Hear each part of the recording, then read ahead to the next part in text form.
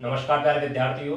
देखिए आज हम बात करेंगे डाइजेस्टिव सिस्टम के बारे में, यानी कि पाचन तंत्र के बारे में। उससे पहले हम थोड़ा सा यह समझ लेते हैं कि पाचन का मतलब क्या होता है। देखिए भोजन के जितने भी बड़े बड़े अणु होते हैं ना, जटिल अणु होते हैं, उनको पाचक अंगों की सहायता से छोटे छोटे अणुओं में कन्वर्ट करना या छोटे छोटे अणुओं में तोड़ना। क्यों? ताकि उनका अच्छे से पाचन हो जाए और पाचन के बाद अवशोषण हो जाए। तो इस प्रक्रिया को क्या बोलते हैं? हम पाचन बोलते हैं। जैसे हम बात करें, जैसे कि दाल दाल की बात करें, हम दाल किसका स्रोत है? प्रोटीन का स्रोत है। अब दाल को डायरेक्ट खाएंगे बिना चबाए तो उसका अवशोषण हो जाएगा, उसका सही तरीके से ना तो पाचन हो पाएगा और ना ही अवशोषण हो पाएगा। तो इसलिए उसको क्या करते हैं? चबा चबा कर खाते हैं। किसकी सहायता से? पाचक अंगों की सहायता से। जैसे हम बात करें दांत, जीभ, लार ग्रंथि, ये सभी क्या है?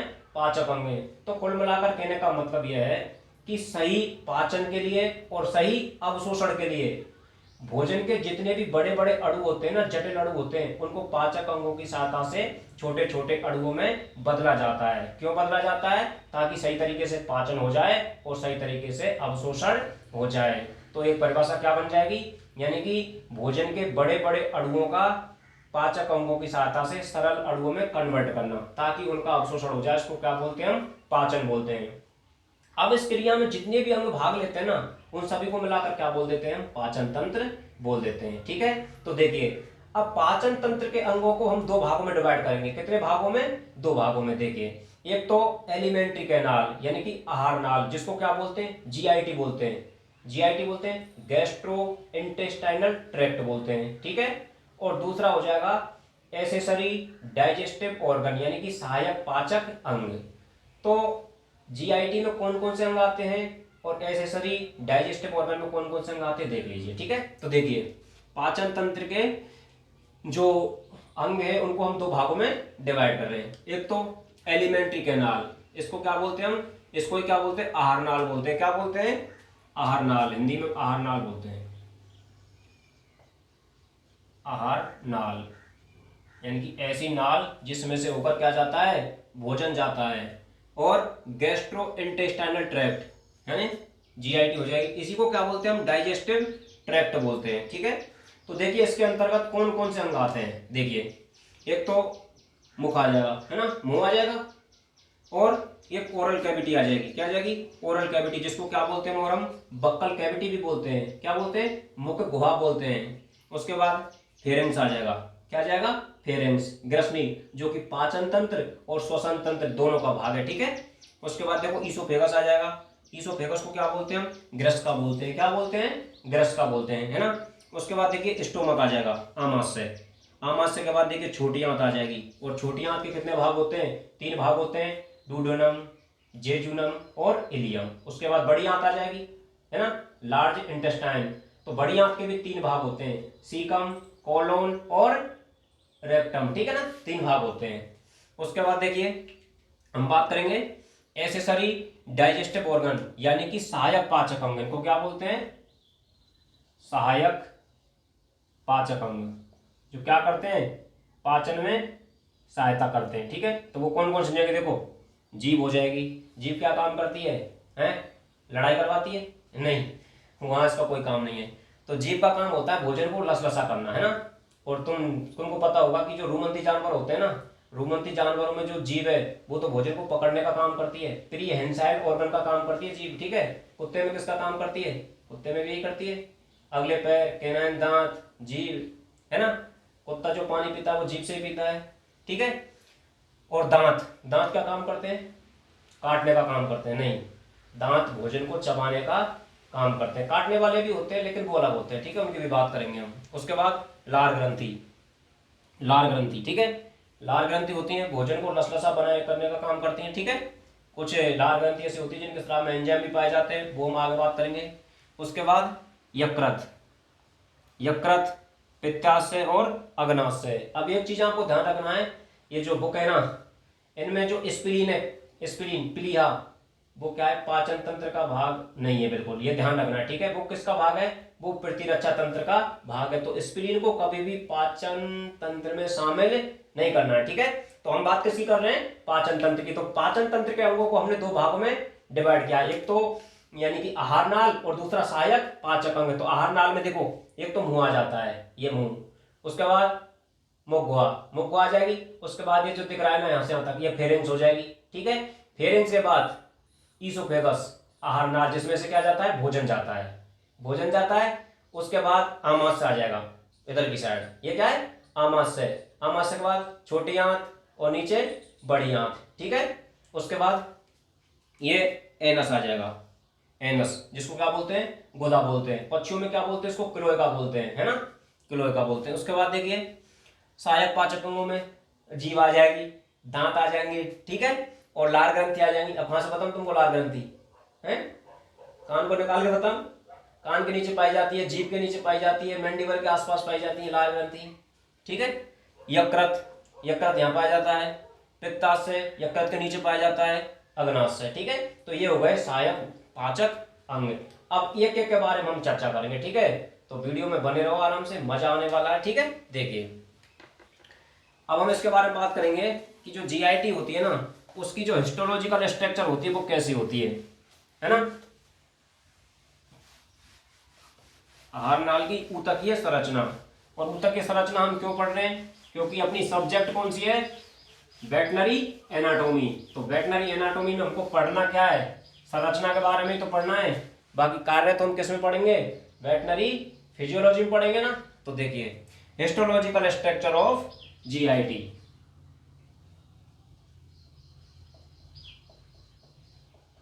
Histological structure of GIT, gastro intestinal tract. इसका मतलब है आहार नाल की,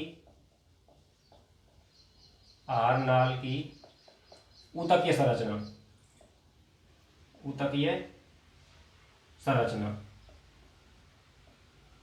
कैसी होती है भाई, आहार नाल की जो ऊतकीय संरचना होती है वो कैसी होती है, उसमें किस प्रकार की परत पाई जाती है, कौन से ऊतक पाए जाते हैं, वो बात कर रहे हैं। ठीक है, तो देखिए आहार नाल से लेकर, सॉरी, यानी कि जो ईसोफेगस होती है ना, उससे लेकर एनस तक, जिसमें 4 परतें पाई जाती है, वो कौन कौन सी पाई जाती है, देखिए। तो आहार नाल से लेकर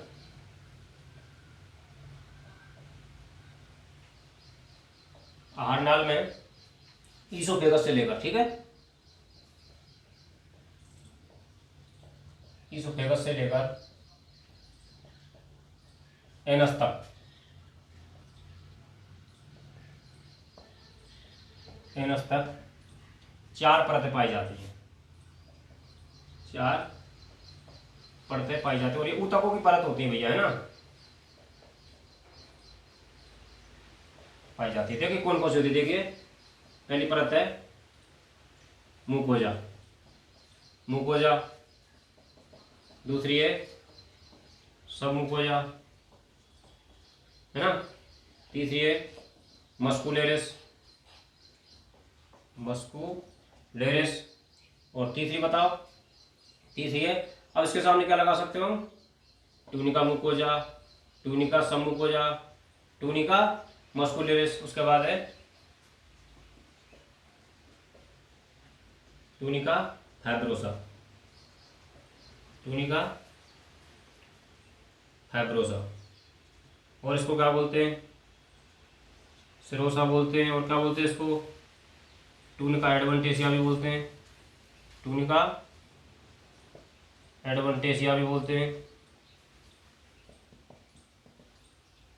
ठीक है, ट्यूनिका एडवेंटेशिया। तो ये जो 4 परतें होती हैं, ये ईसोफेगस से लेकर एनस तक ये 4 परतें पाई जाती है, और जो जो आहार नाल होती है ना, उसकी संरचना सेम होती है, ऊतक की संरचना। ठीक है, हमको ये पढ़ना है, तो ये ध्यान रखना है।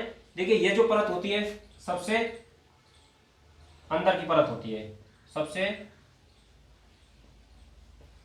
अंदर की परत होती है, और ये सबसे बाहर की परत होती है। ठीक है, ये ध्यान रखना है। तो हम बात करें किसकी, आहार नाल की ऊतक की संरचना के बारे में, तो उसमें कितनी परतें पाई जाती हैं, 4 परतें पाई जाती है। ट्यूनिका मुकोजा, है ना, उसके बाद ट्यूनिका सबमुकोजा, सबका मतलब क्या होता है, नीचे, सबका मतलब क्या होता है, नीचे, मुकोजा, तो सबमुकोजा के नीचे कौन सी पाई जाती है, मुकोजा पाई जाती है। उसके बाद मस्कुलेरिस, फिर उसके बाद ट्यूनिका फाइब्रोसा पाई जाती है, इसको हम सिरोसा भी बोलते हैं और ट्यूनिका एडवेंटेशिया भी बोलते हैं। ठीक है, तो ये 4 परत हमको ध्यान में रखनी है। ठीक है, तो अब हम बात करेंगे किसके बारे में, आहार नाल के जो अंग है ना, उनके बारे में बात करेंगे। जैसे मुख हो गया, मुख गुहा हो गई, है ना, उन सभी के बारे में एक एक के बारे में हम चर्चा करेंगे भैया। ठीक है, तो देखो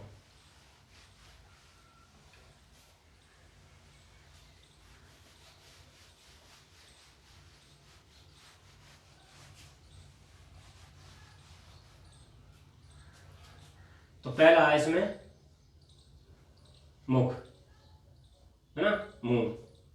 मुंह होता है, वो किससे घिरा रहता है? होठों से घिरा रहता है ना। और आहार नाल का प्रथम भाग है भैया, आहार नाल का प्रथम भाग है। ठीक है, उसके बाद है मुख गुहा। मुख गुहा जिसको क्या बोलते हैं? Oral cavity. क्या बोलते हैं? ओरल कैविटी बोलते हैं। ठीक है, क्या बोलते हैं? ओरल कैविटी बोलते हैं। अब देखिए, यानी कि ये ओरल कैविटी होती है, ये तो मुख हो गया, तो मुख के पीछे की ओर की गुहा है ना,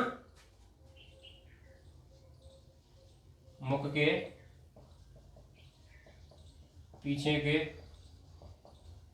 ओर की गुहा, मुख के पीछे की ओर की गुहा होती है, जिसमें ऊपर, जिसमें ऊपर क्या पाया जाता है? Hard palate. क्या पाया जाता है? हार्ड पैलेट पाया जाता है। हार्ड पैलेट का मतलब होता है कठोर तालु। क्या होता है? कठोर, आलू नहीं है वे, तालु है। ठीक है, कठोर तालु। ऊपर की ओर हार्ड पैलेट तथा नीचे की ओर, तथा नीचे या पीछे, पीछे की ओर सॉफ्ट पैलेट पाया जाता है। सॉफ्ट, सॉफ्ट पैलेट का मतलब होता है मुलायम तालु, मुलायम तालु पाया जाता है। ठीक है ना, समझ में आया? यानी कि जो मुख गुहा होती है, ये होठों के अंदर की साइड की गुहा होती है। ऊपर की साइड क्या पाया जाता है? इसमें हार्ड पैलेट पाया जाता है, कठोर तालु पाया जाता है। और पीछे की साइड में क्या पाया जाता है? सॉफ्ट पैलेट पाया जाता है। तालु होते हैं, ठीक है, तालु, पैलेट। और पैलेट में सूजन आना क्या कहलाता है? पेलेटाइटिस, है ना, वो हम आगे पढ़ेंगे। आगे का मतलब अगले साल पढ़ेंगे। ठीक है, सेकंड ईयर में, फर्स्ट ईयर में नहीं पढ़ना है तुमको। ये समझ में आया? ज्यादा कुछ है नहीं इनके बारे में, और जो कुछ होगा उसके बारे में बताएंगे। ठीक है, उसके बाद हम बात करेंगे लिप्स की, होठों की। क्या काम आते हैं होठ, बताओ है? क्या काम आते हैं होठ? देखो क्या काम आते हैं, देखिए, लिप्स, लिप्स क्या काम आते हैं वो हम बाद में बात करेंगे। ठीक है, तो देखिए, जहां पर दोनों होठ आपस में मिले रहते हैं ना, ये आपस में दोनों होठ यहीं मिलते हैं, तो इसको क्या बोलते हैं? कमीसूर बोलते हैं। क्या बोलते हैं? कमीसूर। यानी कि जहां पर, जहां दोनों होठ आपस में जुड़े रहते हैं, जुड़े रहते हैं, उसे कमीसूर बोलते हैं। कमीसूर कहते हैं। जो दोनों तरफ, जो दोनों तरफ फर्स्ट चीक टीथ के पास स्थित होते हैं। फर्स्ट चीक टीथ,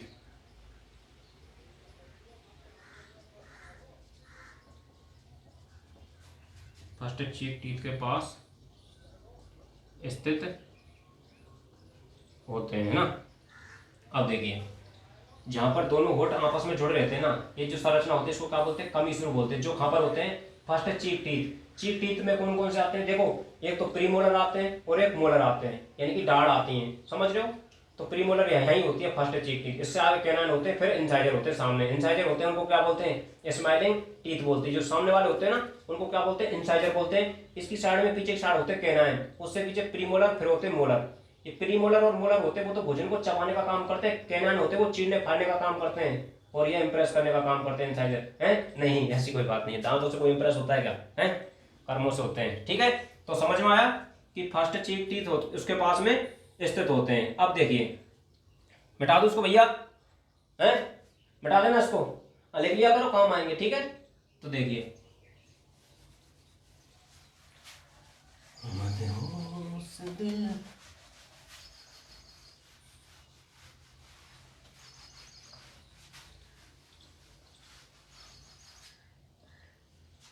अब देखिए,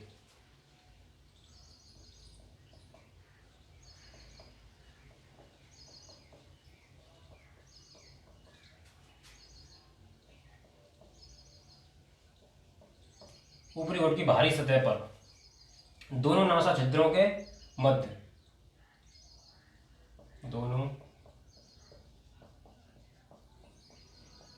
नासा छिद्रों के मध्य, दोनों नासा छिद्रों के मध्य जगह जो होती है, दोनों नासा छिद्र होते हैं उनके मध्य जो जगह होती है, कैसी होती है? बाल रहित संरचना, संरचना होती है। जो मध्य जगह जो बाल रहित संरचना होती है, जिसे क्या बोलते हैं?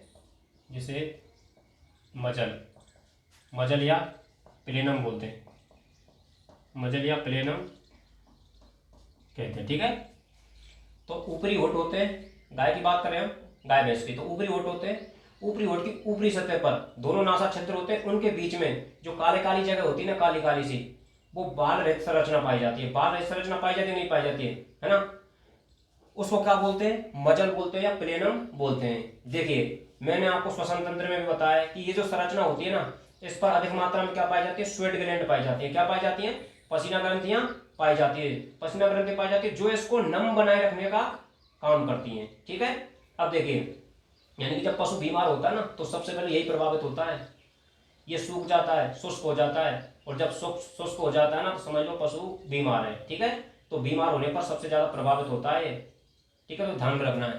तो यानी ऊपरी होठ की जो बाहरी सतह होती है, दोनों नासा छिद्रों के बीच में जो काले रंग की जो त्वचा होती है, संरचना होती है, उसको मजल बोलते हैं। इसमें अनेक मात्रा में स्वेट ग्लैंड पाई जाती है। ठीक है, अब देखिए, घोड़े की जो मजल होती है, उसके बीच में खांच पाई जाती है, जिसको क्या बोलते हैं? फिल्ट्रम बोलते हैं। क्या बोलते हैं? फिल्ट्रम बोलते हैं। तो लिख लीजिए इस चीज को, बहुत इंपॉर्टेंट है। देखिए, घोड़े की मजल के बीच में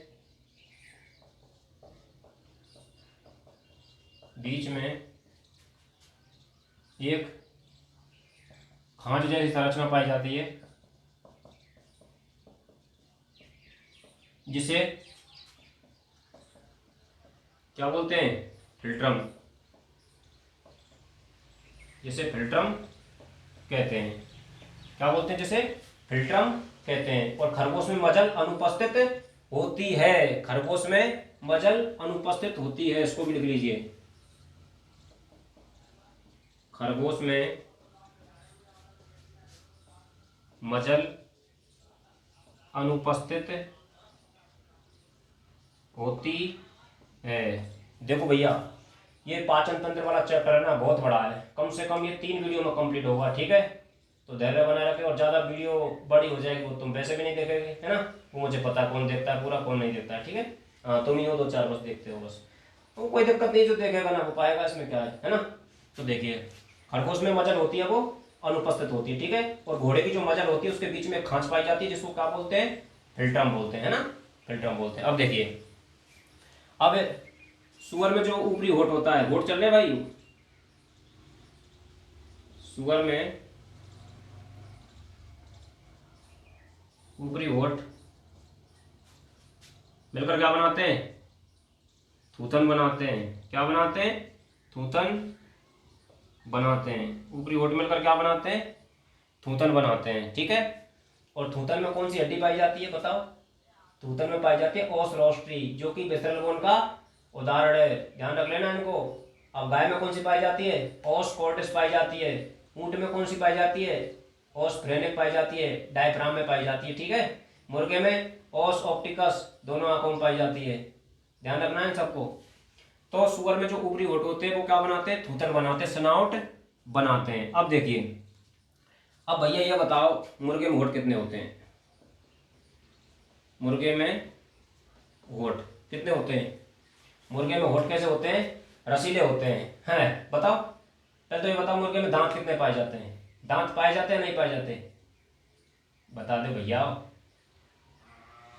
मुर्गे में दांत नहीं पाए जाते हैं। मुर्गे में क्या पाई जाती है? चोंच पाई जाती है। ठीक है, चोंच पाई जाती है और जो ऊपरी होंठ होते हैं वो अनुपस्थित होते हैं, चोंच पाई जाती है, ये ध्यान रखना है। ठीक है, तो मुर्गे में होंठ अनुपस्थित होते हैं,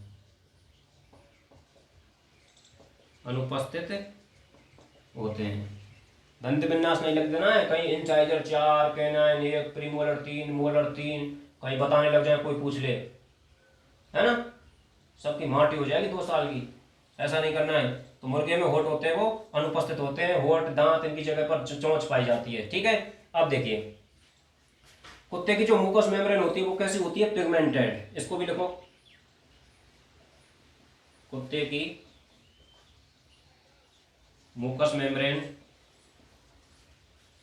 पिगमेंटेड होती है। पिगमेंटेड होती है। पिगमेंटेड का मतलब क्या भैया?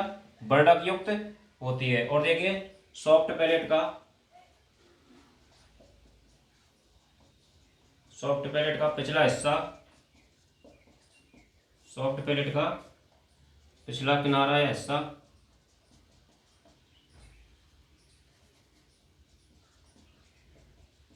अधिक फूला हुआ होता है, किनारा अधिक फूला हुआ होता है और मुकस मेम्ब्रेन का फोल्ड बनाता है। मुकस मेम्ब्रेन का फोल्ड बनाता है, जिसे उबूला कहते हैं, जिसे उबूला कहते हैं। ठीक है, यानी कि जो सॉफ्ट पैलेट होता है उसका जो पिछला किनारा होता है ना, वो क्या बनाता है? मुकस मेम्ब्रेन यानी कि श्लेष्मा झिल्ली का क्या बनाता है? फोल्ड बनाता है, जिसको क्या बोलते हैं? उबूला बोलते हैं। तो उबूला ध्यान में रह जाएगा। यानी कि बात कर रहे हैं किसकी? सॉफ्ट पैलेट की। और सॉफ्ट पैलेट नीचे वाला होता है, नीचे वाला तालु होता है ना, वो क्या बनाता है? इसका किनारा मुकस मेम्ब्रेन श्लेष्मा झिल्ली होती है, उसका फोल्ड बनाता है। फोल्ड मतलब जानते हो, तो उसको क्या बोलते हैं? उबूला बोलते हैं। ठीक है भैया, तो देखो ये तो बात हो गई किसकी? होठों के बारे में, है ना। अब हम बात करेंगे किसके बारे में? जीभ के बारे में, है ना। तो वीडियो में मजा आ रहा है कि नहीं आ रहा है बताओ? है, आएगा, जीभ में बहुत मजा आएगा। देखो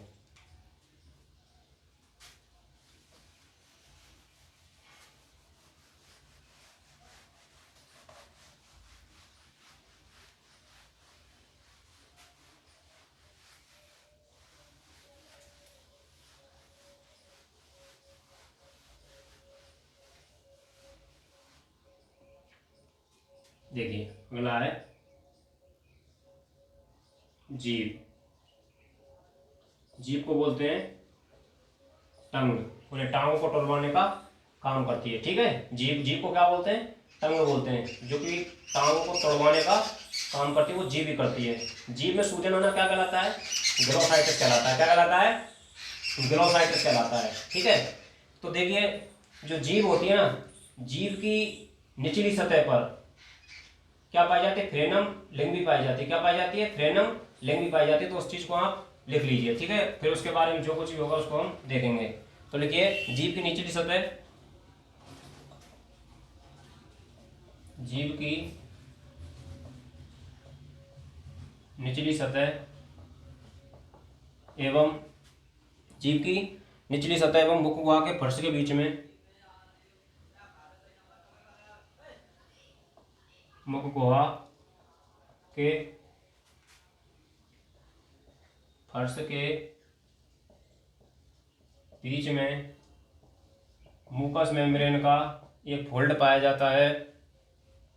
मुकस मेम्ब्रेन का फोल्ड पाया जाता है, जिसे फ्रेनम लिंग्वी कहते हैं। फ्रेनम लिंग्वी, फ्रेनम लिंग्वी कहते हैं। ठीक है भैया, तो जीभ की निचली सतह, निचली सतह और मुख गुहा के फर्श के बीच में क्या पाया जाता है? मुकस मेम्ब्रेन का फोल्ड पाया जाता है, जिसको क्या बोलते हैं? फ्रेनम लिंग्वी बोलते हैं। ठीक है, देखिए अब जो जीभ होती है ना, जीभ का काम क्या होता है? स्वाद का पता लगाना ही तो होता है कि ये खट्टा है, मीठा है, चिरपिरा है, कड़वा है ना, यही तो काम होता है जीभ का। तो जीभ की जो ऊपरी सतह होती है ना, ये वाली, इस पर क्या पाई जाती है? अंकुरक पाई जाती है, पैपली पाई जाती है, स्वाद कलिकाएं पाई जाती हैं, जो क्या काम करती हैं? स्वाद का पता लगाने का काम करती है। पशुओं में भी होता है, कैसा होता है ना। तो देखिए, जीभ की ऊपरी सतह पर निम्न प्रकार की अंकुरक पाई जाती है, उनको लिख लीजिए। जीभ की ऊपरी सतह पर निम्न प्रकार की अंकुरक पाई जाती है। बोले तो पैपली, ये कोई शब्द है यार, पैपली पाई जाती हैं। तो देखिए भैया कौन कौन सी पाई जाती है, लिख लिए। पहला है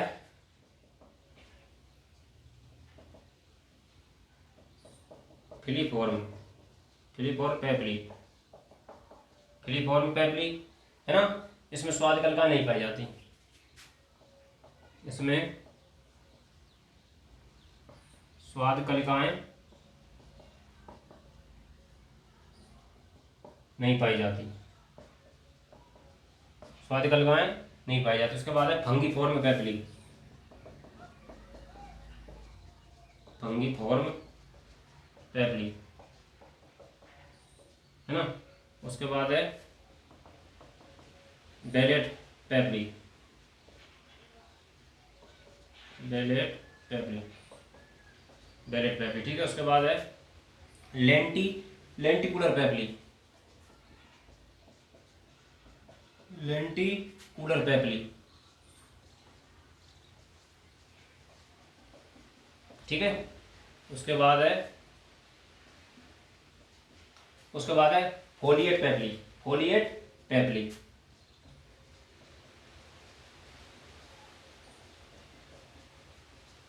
ठीक है।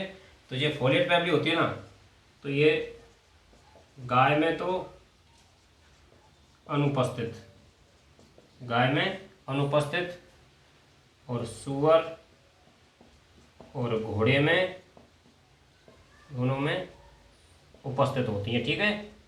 ये ध्यान रखना है। तो ये पैपली पाई जाती है। अब देखो, हम बात कर रहे हैं किसकी, भैया जीभ की बात कर रहे हैं ना हम। तो जीभ होती है, स्वाद कलिकाएं पाई जाती है, स्वाद का पता लगाने का काम करती है, और भोजन को लसलसा बनाए करने का काम करती है। देखिए, जीभ की जो निचली सतह होती है, निचली सतह और मुख गुहा के फर्श के बीच में मुकस मेम्ब्रेन का फोल्ड पाया जाता है, जिसको फ्रेनम लिंग्वी बोलते हैं। परिभाषा एग्जाम में पूछी जाती है, याद रह जाए तो कर लेना, बाकी कोई दिक्कत है नहीं है, ठीक है। और जीभ की ऊपरी सतह पर अनेक प्रकार की पैपली पाई जाती है, अंकुरक पाई जाती है, जो स्वाद का पता लगाने का काम करती है। वो कौन कौन सी होती है, देखिए। पहला है फिलीफॉर्म पैपली, इसमें स्वाद कलिकाएं नहीं पाई जाती। दूसरी है फंगीफॉर्म पैपली, उसके बाद है बेलेट पैपली, उसके बाद है लेंटिकुलर पैपली, उसके बाद फोलिएट पैपली। ये फोलिएट पैपली होती है, गाय में तो अनुपस्थित होती है, लेकिन घोड़े और सुअर में ये प्रेजेंट होती है, ठीक है। यहाँ तक कोई दिक्कत नहीं है। चलो देखिए, अब हम बात करेंगे किसकी, कुत्ते की, है ना।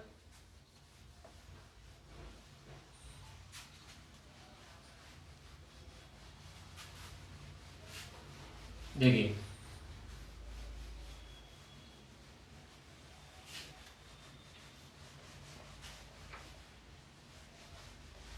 देखिए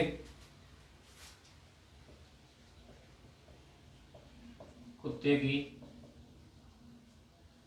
जीभ के शीर्ष पर, शीर्ष पर थिक फाइब्रो मस्कुलर कोड पाई जाती है, कोड पाई जाती है, जिसे लाइसा बोलते हैं, जिसे लाइसा कहते हैं। ये लाइसा ध्यान रखना है, क्या होता है, यानी कि जो कुत्ता होता है ना, कुत्ते की जीभ के शीर्ष पर ऊपरी वाले भाग पर क्या पाई जाती है, थिक फाइब्रोमस्कुलर कोड पाई जाती है। थिक का मतलब मोटी, फाइब्रोमस्कुलर का मतलब फाइबर और मांसपेशी की बनी होती है, और कोड का मतलब ऐसी पाई जाती है, जिसको क्या बोलते हैं हम, लाइसा बोलते हैं, ठीक है। जो कुत्ते की, अब तुमको यह ध्यान रखना है कि लाइसा नामक संरचना होती है, वो किसकी जीभ में पाई जाती है, तो कुत्ते की जीभ में पाई जाती है, इतना ध्यान रह जाएगा, ठीक है। अब देखिए, अब हम बात करेंगे जीभ की मांसपेशी। तो जीभ की मांसपेशी कौन सी है, देखिए, मसल्स ऑफ टंग। तो देखिए कौन कौन सी है। एक तो हाइपोग्लोसस मसल्स, हाइपोग्लोसस मसल्स।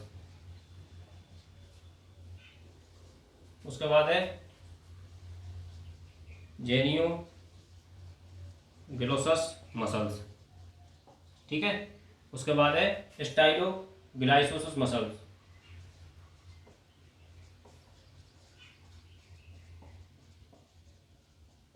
ठीक है। तो ये तो हो गई जीभ की मांसपेशियां। कौन कौन सी हो गई? एक तो हाइपोग्लोसस। देखो जो ग्लोसस शब्द आता है ना, वो किसके लिए आता है? जीभ के लिए आता है। मैंने पहले बताया कि जीभ में सूजन आना क्या कहलाता है? ग्लोसाइटिस कहलाता है। तो ये जो ग्लोसस शब्द आता है ना, वो जीभ के लिए आता है।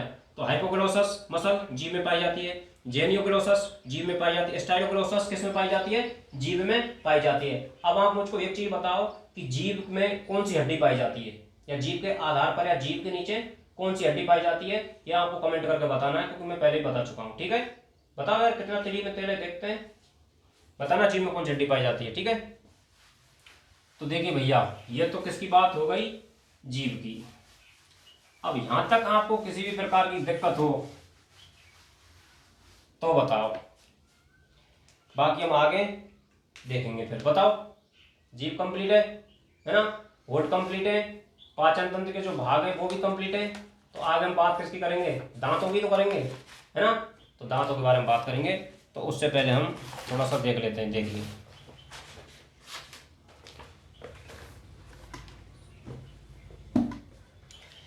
दांतों के बारे में कल बात करेंगे, ठीक है।